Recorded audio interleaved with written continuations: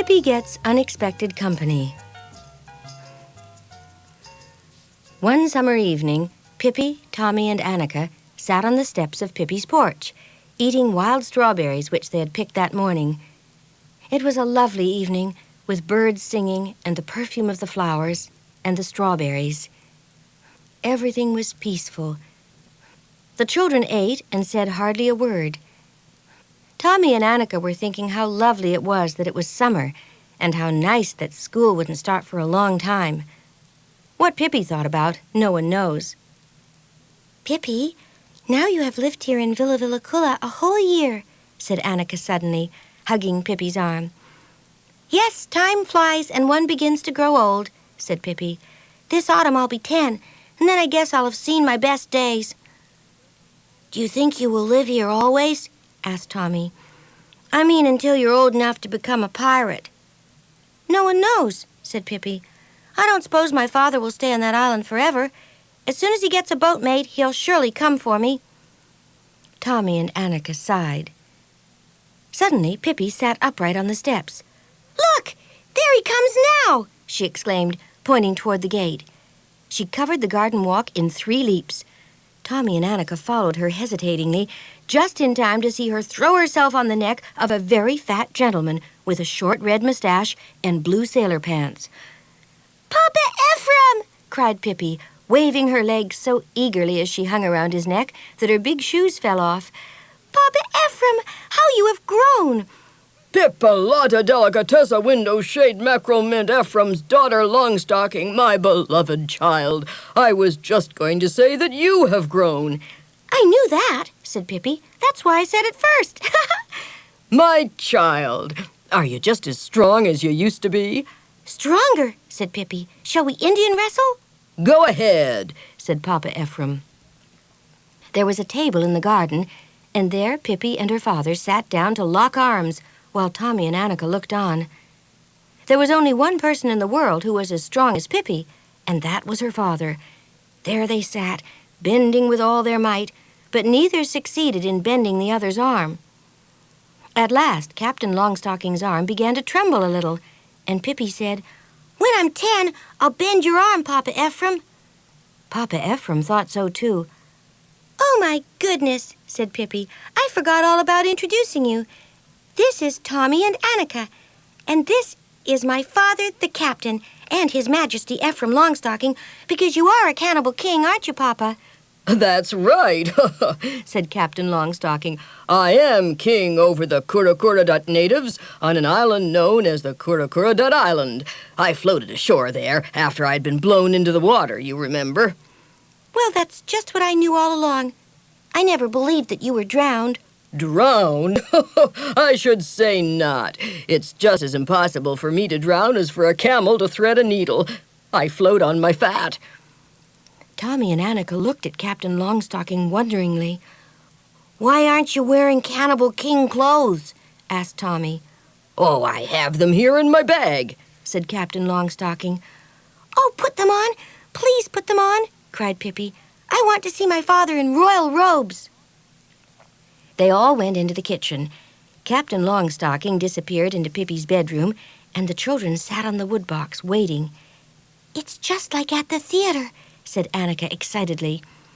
Then, pang! The door opened, and there stood the Cannibal King. He had a grass skirt around his middle, and on his head he wore a crown of gold. Around his neck hung many strands of big colored beads. In one hand he held a spear, and in the other a shield. Under the grass skirt, a couple of fat, hairy legs stuck out, with thick gold bracelets on the ankles. "Usum kasor, musor, filibusor," said Captain Longstocking, frowning threateningly. "Oh, he speaks native language," said Tommy, delighted. "What does that mean, Uncle Ephraim?" "It means, tremble, my enemies." "Listen, Papa Ephraim," said Pippy. "Weren't the people surprised when you floated ashore on their island?" "Yes, terribly surprised," answered Captain Longstocking. "First they wanted to eat me, but when I had torn down a palm tree with my bare hands, they changed their minds and made me king.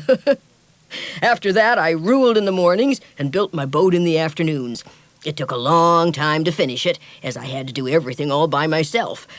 It was just a little sailboat, of course. When it was finished, I told the people I had to leave them for a little while, but that I would soon come back, and then I would have a princess with me whose name was Pipolata.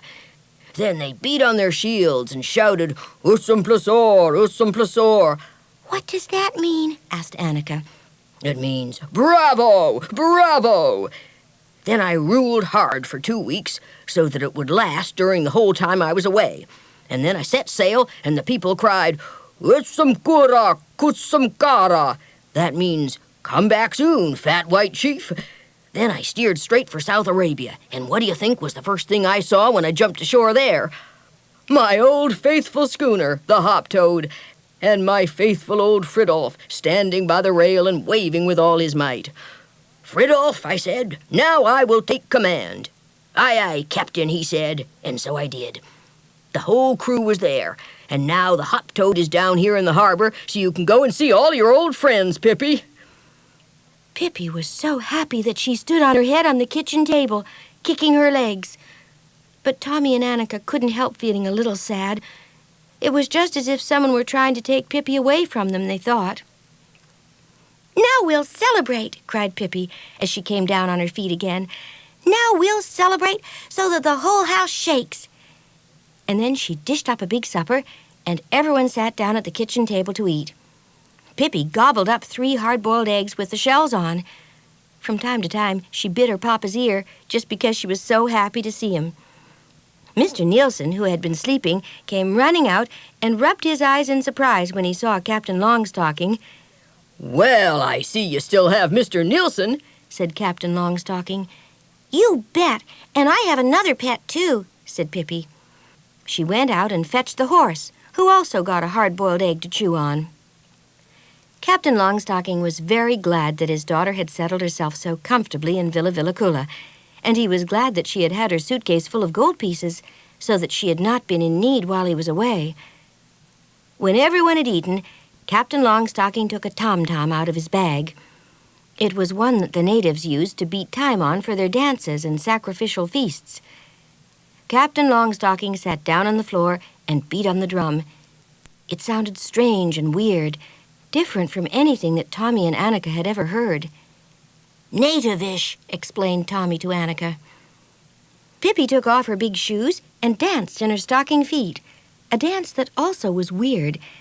Then King Ephraim danced a wild war dance that he had learned on Kurrakuradat Island. He swung his spear and waved his shield wildly, and his naked feet stomped so hard that Pippy cried, "Look out you don't break through the kitchen floor!" "That doesn't matter," cried Captain Longstocking and whirled along. "For now you are going to be a cannibal princess, my darling daughter. Ho-ho!" Pippy jumped up and danced with her papa.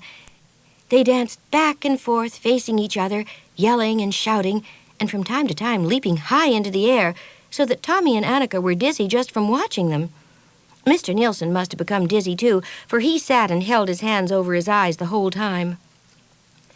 By and by, the dance turned into a wrestling match between Pippy and her father. Captain Longstocking threw his daughter so that she landed on the hat shelf, but she didn't stay there long.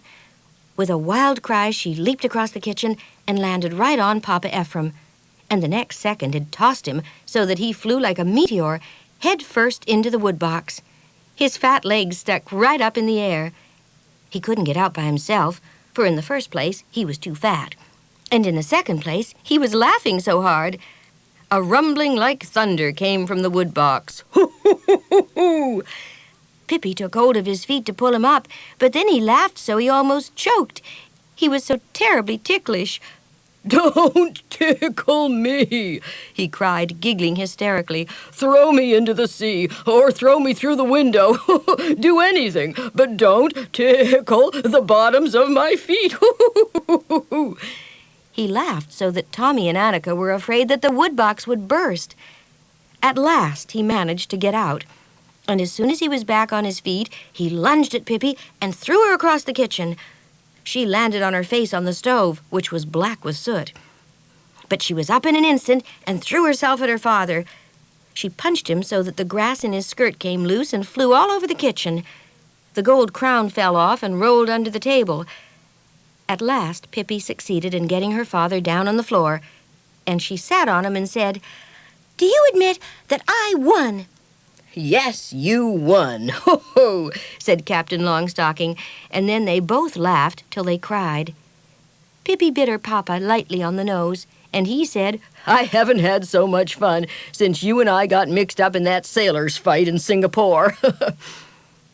He crawled under the table and picked up his crown.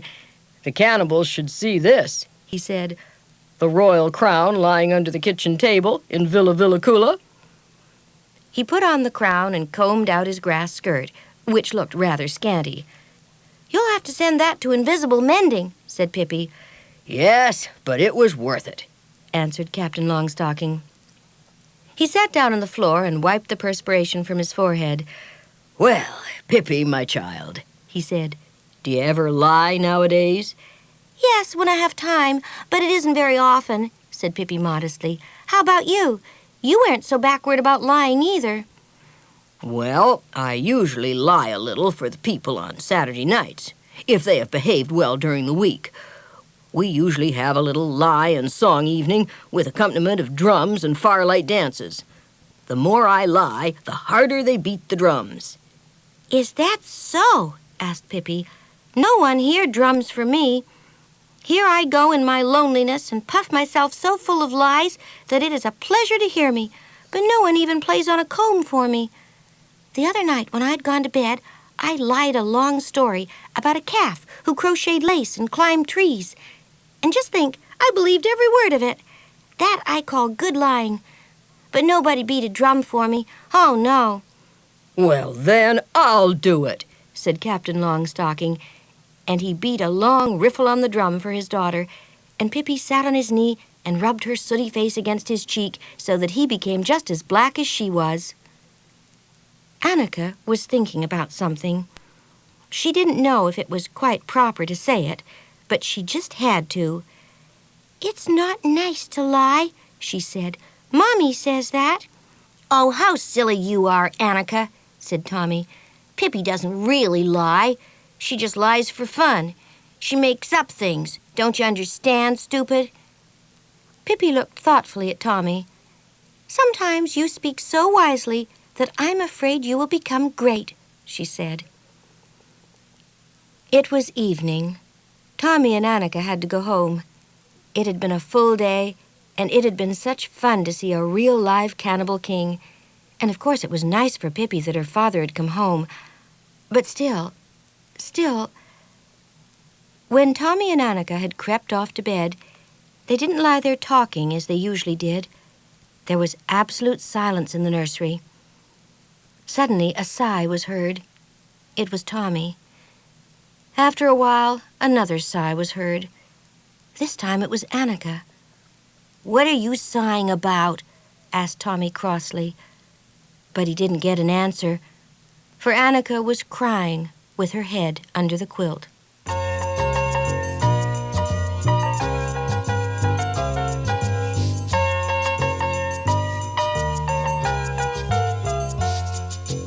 Pippy has a farewell party. When Tommy and Annika came into the kitchen at Villa Villacula the next morning, the whole house was resounding with the most terrible snores. Captain Longstocking was not yet awake, but Pippy stood in the middle of the kitchen floor doing her morning exercises. She was just turning her 15th somersault when Tommy and Annika interrupted her. "Well, now I don't have to worry about my future anymore," said Pippy. "I'm going to be a cannibal princess. Yes, for half the year I'm going to be a cannibal princess, and half the year I'm going to sail around on all the oceans of the world on the hoptoad. Papa thinks that if he rules hard half the year, the people will get along without a king during the other half. For you know an old sea dog like him has to feel a deck under his feet occasionally, and then he has to think about my education, too. If I'm going to be a really good pirate, it wouldn't do to spend all my time at court. That's weakening, Papa says." "Aren't you going to spend any time at all in Villa Villacula?" asked Tommy sadly. "Yes, when we've retired and got a pension," answered Pippy. "In about 50 or 60 years. Then we'll play and have lots of fun, won't we?" This wasn't much comfort to Tommy and Annika. "Just think, a cannibal princess," said Pippy dreamily. "Not many children get to be that. Oh, I'll be so fine. I'll have rings in my ears and a little larger ring in my nose." "What else are you going to wear?" asked Annika. "Not another thing," answered Pippy. "Never anything else." She sighed ecstatically. "Princess Pippolotta! What a life! What glamour! And how I shall dance! Princess Pippolotta dances in the firelight to the beating of the drums. Just imagine how my nose ring will jingle." When are you going to leave?" asked Tommy. His voice sounded a bit rusty. "The hop-toad is lifting anchor tomorrow," said Pippy. All three children were silent a long while. There didn't seem to be anything more to say. At last, however, Pippy turned another somersault and said, "But tonight we'll have a farewell party in Villa Villacula. A farewell party. I say no more. All who want to come to say goodbye to me are welcome." The news spread like wildfire among all the children in the little town. "Pippi Longstocking is going to leave town, and she's having a farewell party tonight in Villa Villacula. Everyone who wants to may go to the party." There were several who wanted to. In fact, there were 34 children. Tommy and Annika had persuaded their mother to promise that they could stay up as long as they wanted to that night. She understood that this was absolutely necessary. Tommy and Annika would never forget the evening of Pippi's farewell party. It was one of those wonderful, warm, and beautiful summer evenings when you say to yourself, "Ah, this is summer." All the roses in Pippi's garden glowed in the fragrant dusk. The wind whispered softly in the old trees. Everything would have been wonderful if only... Tommy and Annika couldn't bear to finish the thought. All the children from town had brought their bird whistles and were playing merrily as they came up the garden walk of Villa Villacula. Tommy and Annika led them. Just as they reached the porch steps, the door was flung open and Pippy stood on the threshold. Her eyes gleamed in her freckled face. "Welcome to my humble dwelling," she said, and threw out her arms. Annika looked at her closely so that she would always remember just how Pippy looked. Never, never would she forget her as she stood there with her red braids and freckles and her happy smile and her big black shoes.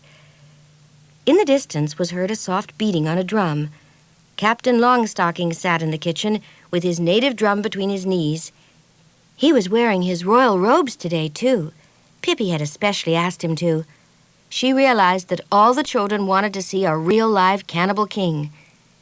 The whole kitchen was soon full of children staring at King Ephraim, and Annika thought that it was a good thing no more had come, for there wouldn't have been room for them.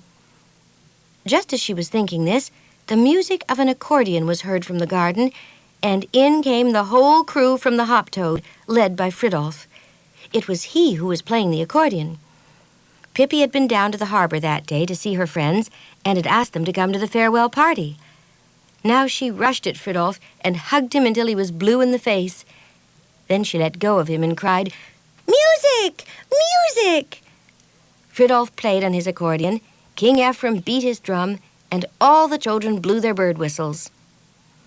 The lid on the woodbox was closed, and on it stood long rows of bottles of soda. On the large kitchen table were 15 layer cakes covered with whipped cream, and on the stove a huge kettle full of hot dogs. King Ephraim began by grabbing 8 hot dogs. All the others followed his example, and soon nothing was heard in the kitchen except the sound of people eating hot dogs. Afterward, each child was allowed to help himself to all the soda and layer cake he wanted. It was a little crowded in the kitchen, so the guests spread out onto the porch and even into the garden. The whipped cream on the cake shone white in the dusk. When everyone had eaten as much as he could, Tommy suggested that they should shake down the hot dogs and cake by playing a game. Follow the leader, for instance. Pippy didn't know that game, but Tommy explained to her that one person would be the leader and all the rest had to do everything that the leader did. "Okay," said Pippy. "That sounds like fun, and it would probably be best for me to be the leader." She began by climbing up on the laundry roof. To get there, she first had to climb up on the garden fence and then crawl up the roof on her stomach. Pippy and Tommy and Annika had done this so often that it was easy for them, but the other children thought it was rather difficult.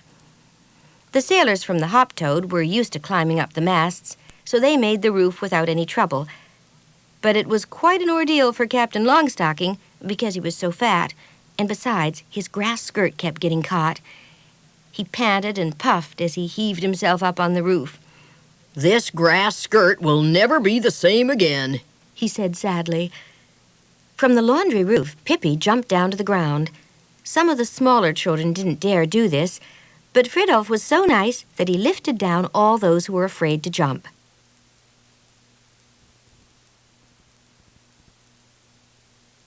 Then Pippy turned 6 somersaults on the lawn.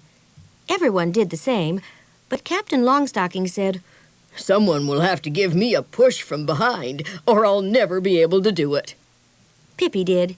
She gave him such a big push that once he got started, he couldn't stop, but rolled like a ball across the lawn and turned 14 somersaults instead of 6.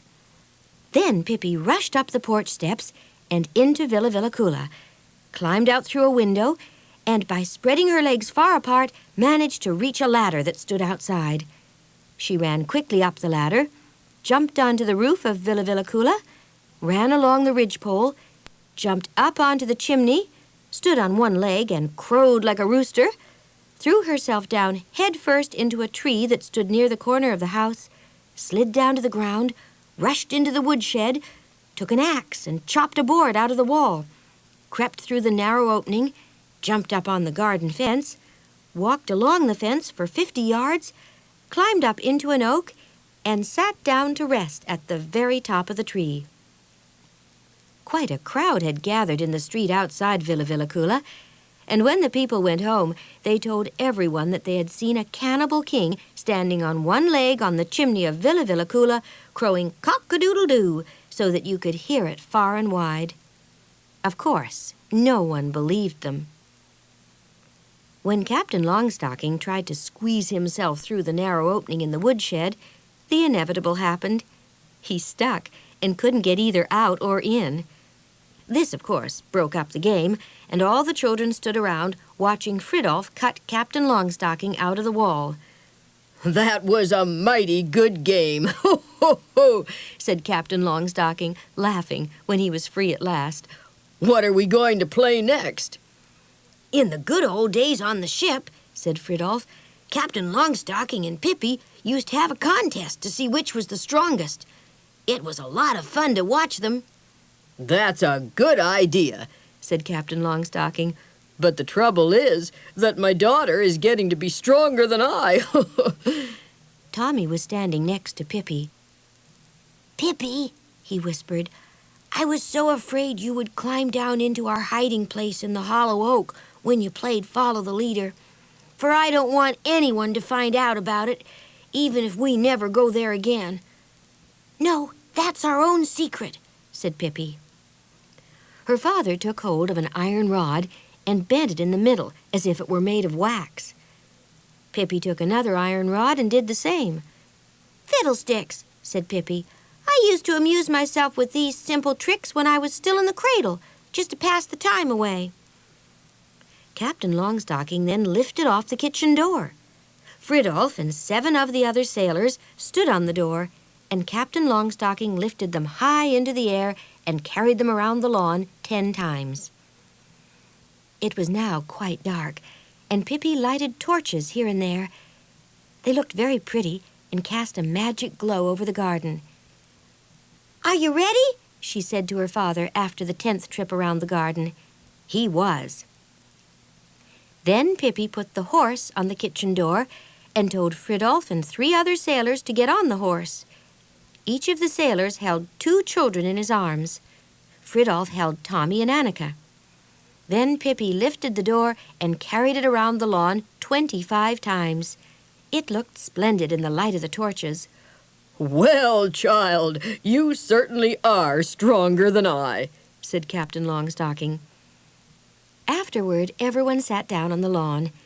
Fridolf played his accordion, and all the other sailors sang the prettiest chanties. The children danced to the music. Pippy took 2 torches in her hands and danced more wildly than anyone else. The party ended with fireworks. Pippy fired off rockets and pinwheels that lighted up the whole sky. Annika sat on the porch and looked on. It was so beautiful, so lovely. She couldn't see the roses, but she smelled their fragrance in the dark. How wonderful everything would have been if... Annika felt as if a cold hand were gripping her heart. Tomorrow, how would it be then? And the whole summer vacation, and forever? There would be no more Pippy in Villa Villaculla. There would be no Mr. Nilsson, and no horse would stand on the porch. No more horseback rides. No more picnics with Pippy. No more cozy evenings in the kitchen at Villa Villaculla. No tree with soda growing in it. Well, the tree would of course still be there, but Annika had a strong feeling that no more soda would grow there when Pippy was gone. What would Tommy and she do tomorrow? Play croquet, probably. Annika sighed. The party was over. All the children thanked Pippy and said good night. Captain Longstocking went back to the Hop-Toad with his sailors. He thought that Pippy might just as well come along with them, but Pippy wanted to sleep one more night in Villa Villaculla. Tomorrow at 10, we weigh anchor. Don't forget, cried Captain Longstocking as he left. Pippy, Tommy, and Annika were alone. They sat on the porch steps in the dark, perfectly quiet. "You can come here and play anyway," said Pippy at last. "The key will be hanging on a nail beside the door. You can take everything in the chest drawers, and if I put a ladder inside the oak, you can climb down there yourselves. But perhaps there won't be so much soda growing there. It's not the season for it now." "No, Pippy," said Tommy seriously. "We won't come here any more." "No, never, never," said Annika, and she thought that in the future she would close her eyes every time she passed Villa Villaculla. Villa Villaculla without Pippy. Annika felt that cold hand around her heart again.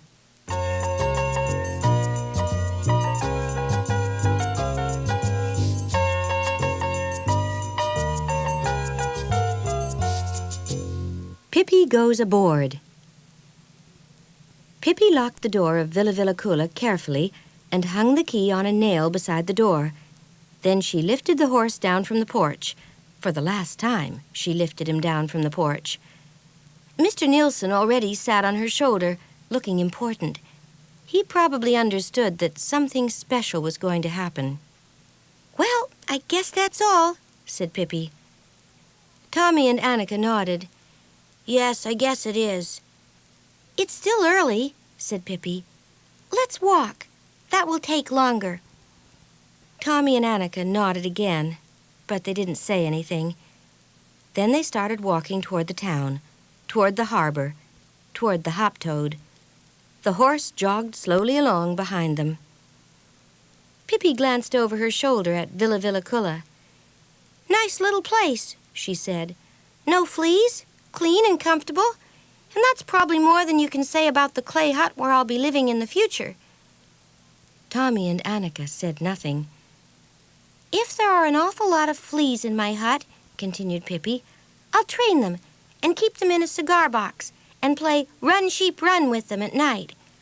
I'll tie little bows around their legs, and the 2 most faithful and affectionate fleas I will call Tommy and Annika, and they shall sleep with me at night." Not even this could make Tommy and Annika more talkative. "What on earth is wrong with you?" asked Pippy irritably. "I tell you it's dangerous to keep quiet too long. Tongues dry up if you don't use them. In Calcutta, I once knew a potter who never said a word. And once when he wanted to say to me, 'Goodbye, dear Pippy, happy journey, and thanks for your visit,' he opened his mouth, and can you guess what he said? First he made some horrible faces, for the hinges to his mouth had rusted, and I had to grease them for him with a little sewing machine oil. And then a sound came out. Ooh-bye, ooh-bye. I looked in his mouth, and imagine, there lay his tongue like a little wilted leaf, and as long as he lived, That potter could never say anything but "ee-pie, ee-pie." It would be awful if the same thing should happen to you. Let me see if you can say this better than the potter did. Happy journey, dear Pippy, and thanks for your visit. Go on, try it. Happy journey, dear Pippy, and thanks for your visit, said Tommy and Annika obediently. Thank goodness for that, said Pippy. You certainly gave me a scare. If you had said, "Ee-bye, ee-bye," I don't know what I would have done. There was the harbor. There lay the hop-toad. Captain Longstocking stood on deck, shouting out his commands. The sailors ran back and forth to make everything ready for their departure. All the people in the little town had crowded on the dock to wave goodbye to Pippy, and here she came, with Tommy and Annika and the horse and Mr. Nilsson. Here comes Pippi Longstocking! Make way for Pippi Longstocking! Cried the crowd, and made a path for Pippy to come through. Pippy nodded and smiled to the left and the right. Then she took up the horse and carried him up the gangplank. The poor animal looked around suspiciously, for horses don't care very much for boat rides. Well, here you are, my beloved child, called Captain Longstocking, and broke off in the middle of a command to embrace Pippy. He folded her in his arms, and they hugged each other until their ribs cracked. Annika had gone around with a lump in her throat all morning, and when she saw Pippy lift the horse aboard, the lump loosened.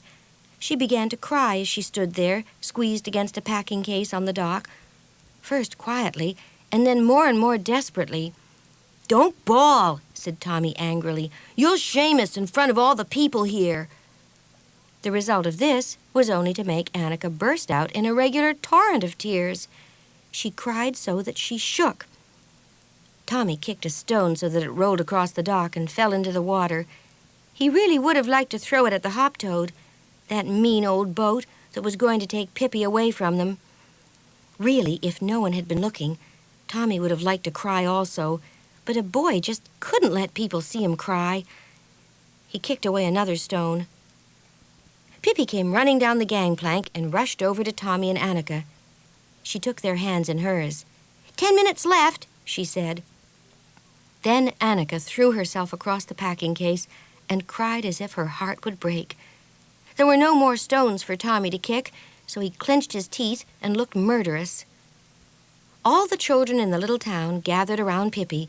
They took out their bird whistles and blew a farewell tune for her. It sounded sad beyond words, for it was a very, very mournful tune. Annika was crying so hard that she could hardly catch her breath. Just then Tommy remembered that he had written a farewell poem for Pippy, and he pulled out a paper and began to read. It was terrible that his voice should shake so. "Goodbye, dear Pippy, you from us go. You may look high and you may look low, but never will you find friends so true as those who now say goodbye to you." "It really rhymed, all of it," said Pippy happily. "I'll learn it by heart and recite it for the people when we sit around the campfires at night." The children crowded in from all directions to say goodbye to Pippy. She raised her hand and asked them to be quiet. "Children," she said, "hereafter I'll only have little native children to play with. I don't know how we'll amuse ourselves. Perhaps we'll play ball with wild rhinoceroses and charm snakes and ride on elephants and have a swing in the coconut palm outside the door. We'll always manage to pass the time some way or another." Pippy paused. Both Tommy and Annika felt that they hated those native children Pippy would play with in the future. "But," continued Pippy, "perhaps a day will come during the rainy season, a long and dreary day. For even if it is fun to run around without your clothes on a rainy day, you can't do more than get wet. And when we've got good and wet, perhaps we'll crawl into my native clay hut, unless the whole hut has become a mud pile, in which case, of course, we'll make mud pies. But if the clay hut is still a clay hut, perhaps we'll crawl in there, and the native children will say, 'Pippy, please tell us a story.' And then I will tell them about a little town which lies far, far away in another part of the world, and about the children who live there. You can't imagine what nice kids live there, I'll say to the native children. They blow bird whistles, and best of all, they know plutification. But then perhaps the little native children will become absolutely desperate because they don't know any plutification. And then what shall I do with them? Well, if worst comes to worst, I'll take the clay hut to pieces and make a mud pile out of it. And then we'll bake mud pies and dig ourselves down into the mud way up to our necks.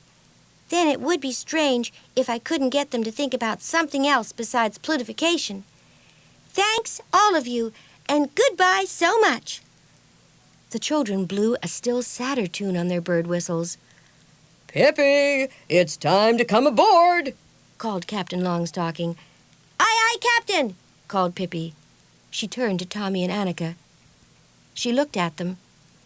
How strange her eyes look, thought Tommy. His mother had looked just like that once when Tommy had been very, very ill. Annika lay in a little heap on the packing case. Pippy lifted her in her arms.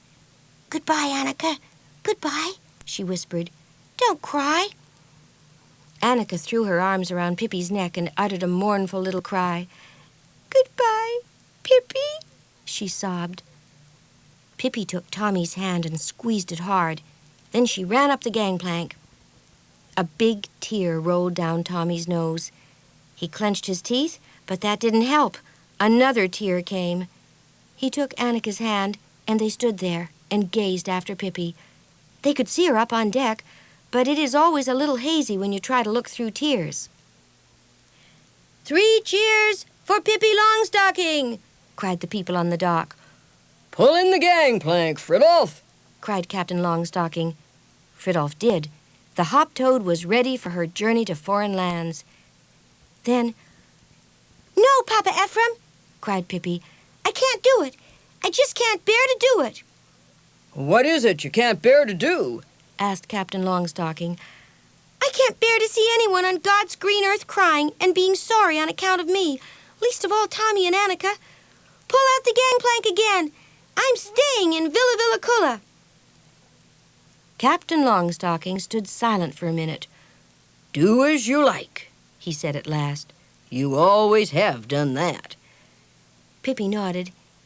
Yes, I've always done that, she said quietly. They hugged each other again, Pippy and her father, so hard that their ribs cracked, and they decided that Captain Longstocking should come very often to see Pippy in Villa. You know, Papa Ephraim, said Pippy, I think it's best for a child to have a decent home and not sail around on the sea so much and live in native clay huts. Don't you think so, too? You're right as always, my daughter, answered Captain Longstocking. It is certain that you live a more orderly life in Villa, and that is probably best for little children. Just so, said Pippy. It's surely best for little children to live an orderly life, especially if they can order it themselves. Pippy said goodbye to the sailors on the hop-toad and hugged her Papa Ephraim once more. Then she lifted her horse in her strong arms and carried him back over the gangplank. The hop-toad weighed anchor, but at the last minute, Captain Longstocking remembered something. Pippy, he cried, you may need some more gold pieces. Here, catch this. Then he threw a new suitcase full of gold pieces to Pippy, but unfortunately the hop-toad had got too far away, and the suitcase didn't reach the dock. Plop, plop, the bag sank. A murmur of dismay went through the crowd, but then there was another plop. It was Pippy diving off the dock. In a few seconds, she came up with the suitcase in her teeth. Climbing up on the dock, she brushed away a bit of seaweed that was caught behind her ear. Well, now I'm rich as a troll again, she said. Things had happened so quickly that Tommy and Annika were bewildered. They stood with wide-open mouths and stared at Pippy and the horse and Mr. Nielsen and the suitcase of gold pieces and the hop-toad in full sail, leaving the harbor. Aren't you on the boat? Asked Tommy, unable to believe his eyes. Make 3 guesses, said Pippy, and wrung the water out of her braids. She lifted Tommy and Annika, the suitcase, and Mr. Nielsen all up on the horse, and swung herself up behind them. "Back to Villa Villacula!" she cried in a loud voice. At last, Tommy and Annika understood. Tommy was so happy that he immediately broke out in his favorite song, "Here come the Swedes with a clang and a bang." Annika had cried so much that she couldn't stop right away. She still sniffled, but only happy little sniffs that would soon end. Pippi's arms were around her stomach in a strong grip. She felt so safe. Oh, how wonderful everything was. "What'll we do today, Pippy?" asked Annika when her sniffles had stopped. "We'll play croquet, perhaps," answered Pippy. "Goody!" cried Annika, for she knew that even croquet would be quite different when Pippy played. "Or else, maybe," said Pippy hesitatingly. All the children in the little town crowded around the horse to hear what Pippy said. "Or else," she said, "or else maybe we could run down to the river and practice walking on the water." "You can't walk on the water, you know that," said Tommy. "Oh, it's not impossible," said Pippy. "In Cuba, I once met a cabinet maker." The horse began to gallop, and the little children who crowded around him couldn't hear the rest of the story, but they stood a long, long time looking after Pippy and her horse, galloping toward Villa Villacula. After a while, Pippy and the horse looked like a little speck, far away, and finally they disappeared completely.